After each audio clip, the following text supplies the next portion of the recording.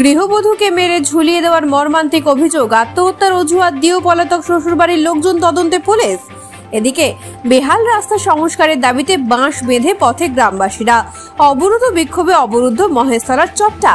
পুলিশি আশ্বাসে অবরোধ উঠলেও কাঠগড়ায় প্রশাসন। আসব বিস্তারিত খবরে।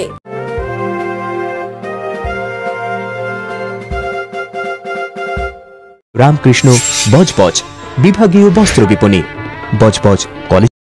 এক গৃহবধূকে বেধড়ক মারধর করে গলায় দড়ি দিয়ে ঝুলিয়ে দেওয়ার অভিযোগ উঠল শ্বশুর বাড়ির বিরুদ্ধে। বছর 26-এর মৃত বধূর নাম বান্টি মণ্ডল দাস। আজ সকালে ঘটনাটি ঘটেছে ক্যানিং এর মধ্যপাড়া গ্রামে। পুলিশ মৃত বধূর দেহ উদ্ধার করে ময়না তদন্তে পাঠিয়ে ঘটনার তদন্ত শুরু করেছে। স্থানীয় সূত্রে জানা গিয়েছে, দম্পতির 9 বছরের এক পুত্র সন্তানও রয়েছে। অভিযোগ, বিয়ের পর থেকে প্রতিনিয়ত নানান অজুহাতে ওই বধূর ওপর শারীরিক ও মানসিকভাবে অত্যাচার করত স্বামী নারদ মণ্ডল।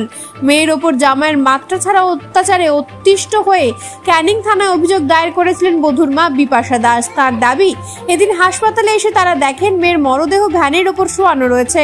মেয়ে যদি আত্মহত্যাই করবে, তাহলে জামাই সহ শ্বশুরবাড়ির লোকজন মৃতদেহ হাসপাতালে ফেলে রেখে পালিয়ে কেন গেল, সেই প্রশ্ন তুলেছেন মৃতার মা। অভিযুক্তদের কঠোর শাস্তির দাবি করেছে পরিবার। স্বামী স্ত্রী অনেকদিন ধরে গন্ডগোল চলছিল ওদের। এবার কালকে রাত্রিরে আমাকে সন্ধ্যেবেলা 8টার সময় ফোন করেছিল। ফোন করে কথা বলেছে কিছুক্ষণ। কে আপনার দিদি? হ্যাঁ, দিদি কথা বলেছে, জামাইবু কথা বলেছে। কথা বলার পরে কাল রাত্রিরে এবার কি হয়েছে জানি না।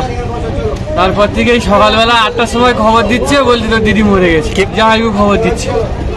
আমরা সবে জানতে পেরেছি, ওরা খবর দিয়েছে। তারপর বাড়িতে আস্তে আস্তে দেখছি ওরা হসপিটালে নিয়ে চলে এসছে। ঠাকুরপুকুর মহেশতলার চট্টা কালিকাপুর রোডে পানীয় জলের পাইপ বসানোর জেরে দীর্ঘদিন বেহাল দশা রাস্তার, যার জেরে নিত্যদিনই ঘটছে ছোট থেকে বড় দুর্ঘটনা।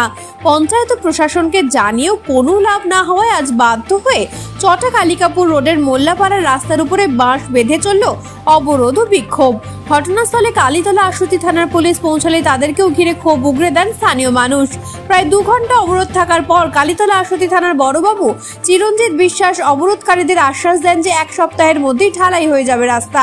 পুলিশি আশ্বাসে অবরোধ উঠলেও ঘটনাস্থলে এখনো উত্তেজনা বহাল রয়েছে।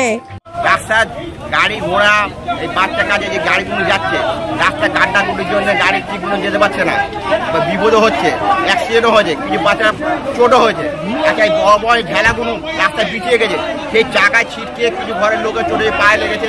এদের অনেকে ক্ষিপ্ত আছে। তারপরে অতিরিক্ত ধুলো উঠছে। আমাদের মানে খুব যাতায়াত খুব সমস্যা হচ্ছে।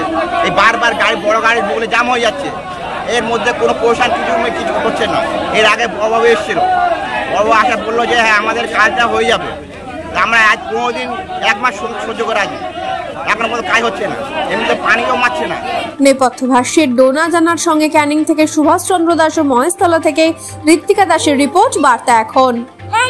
রামকৃষ্ণ বজবজ বিভাগীয় বস্ত্র বিপণী, বজবজ কলেজের সামনে।